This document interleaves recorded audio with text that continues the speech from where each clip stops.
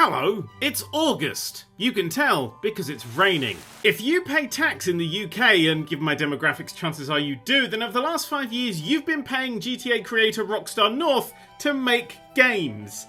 Yeah, this week we found out that the Edinburgh-based casino operator, but not really, has paid no UK corporation tax in the past 10 years, despite making one of the most profitable entertainment products of all time. On top of that, they somehow received £42 million in tax relief from the government's Video Games Tax Relief Scheme, VGTR, that was set up to promote British culture in games. GTA 5, a game set in the fictionalised version of California that contains, 3 British characters, somehow passes that test, as does Red Dead Redemption 2, a game exactly not about the UK. I'm going to ignore the not paying tax bit, this is the UK after all and nobody except for you pays tax, but I want to really dig into that VGTR bit. So, I've done a journalism. I have found the list of the games that have qualified over the last 4 or 5 years and the legal documents that explain how this Britishness test is tested.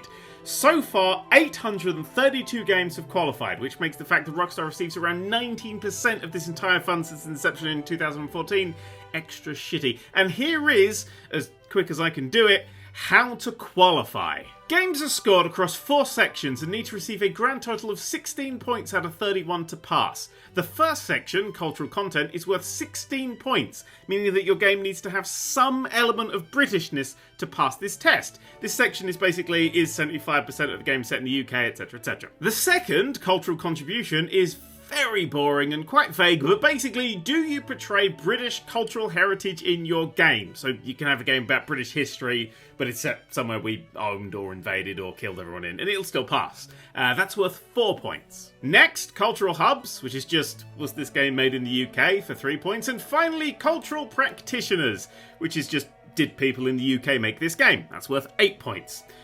Right, quick fart noise to liven things back up.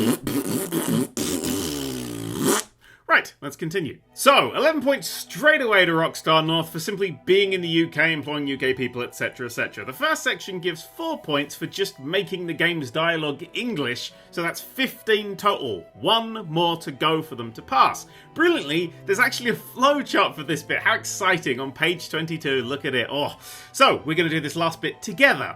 Has GTA 5 scored 2 or more points in A1 and /or A2? Well, that bit's easy. No.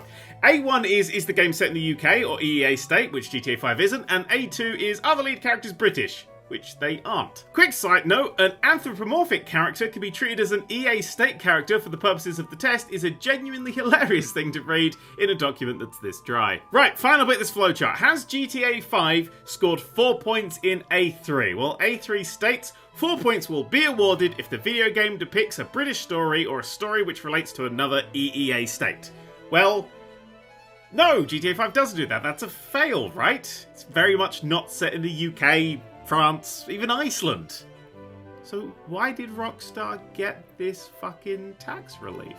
Ah, because there's a loophole. There's always a loophole. This document that's drier than a woman around our new PM states that a video game depicts a British or EEA story if, subsection B, the underlying material on which the video game is based is by a British/EEA citizen or resident.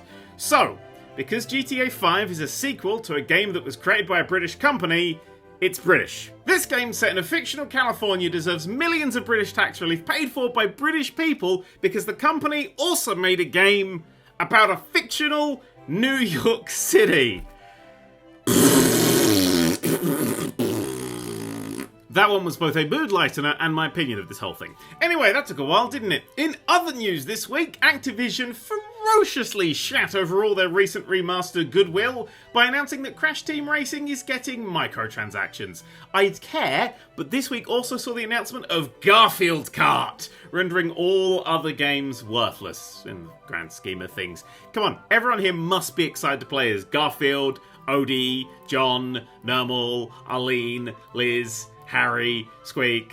Honestly, I haven't heard of half of those, but they're in it. Apparently, who the fuck is Harry? I don't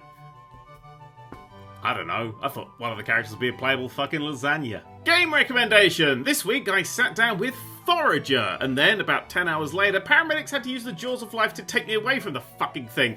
Imagine, if you will, a sort of 2D Zelda/Minecraft deal.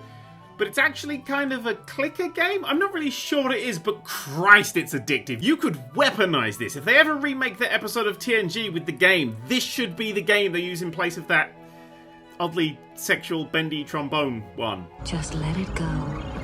Yes. Anyway, it's on the PC and the Switch, and I think it's pretty neat. Just don't pick it up on a week that you need to get things done. Finally this week, Ninja has announced he's leaving Twitch. He'll be exclusively streaming on Mixer from now on. And if you're anything like me, you're going to need several of the terms in that last sentence explained to you. Slowly. So here we go. Ninja, a man, used to stream, play video games live, on Twitch, an internet website where one does that sort of thing. Mixer, a different internet website where one does that sort of thing, is owned by Microsoft, the company that gave us Windows 98, and I presume they've offered him a shit ton of money, that thing we had before Brexit, to move over for good. You know, like when Jonathan Ross left the BBC that one time, but without that Andrew Sachs thing. Got it? Good. You know, it seems that Twitch is really starting to hemorrhage... Looking for a better word, no, can't find one. Talent! In the past few months, we've lost Clamp, COAP, Squawp 9000, Grandmaster Kevin, Adam Bernably, Digital Crash, Oopsie Twad Fandango IV, and with rumours that Mixer is starting to poach more, the question becomes, who's going to vanish next? The notorious Small, Rubik's Sphere, SBU Port, Brainshot? Only time will tell. You know, actually, maybe we'll just see people try and fill the ninja role, although perhaps, like a butterfly attending university, they're doomed to fail for many, many reasons. What the fuck was that? Anyway, here's this week's streaming schedule. Man, I said no! Anyway, last week I crashed the Orville and fell down. Cam, I'm just gonna roll around on the floor, Cam. Cam. Captain. Captain. Captain. Captain. Captain. This week, on Monday, I'm going to play Forager for about 1 trillion hours. Tuesday, I'm back in the kitchen with Automachef. Wednesday, I'll be killing more members of chat in FTL. Friday is FTL, but submarines in Barotrauma. Saturday, oh good god, it's Bus Simulator. And Sunday will be the comfy, warm blanket that is Planet Coaster. Right, I'm off to pay tax. Bye. Quick side note, an anthropomorphic. Quick side note, an anthropomorphic Quick side note, an anthropomorphic. I can do it. Quick side note, an anthropomorphic. Anthropomorphic. There we go. Jesus Christ. It's a hard word. Fuck you.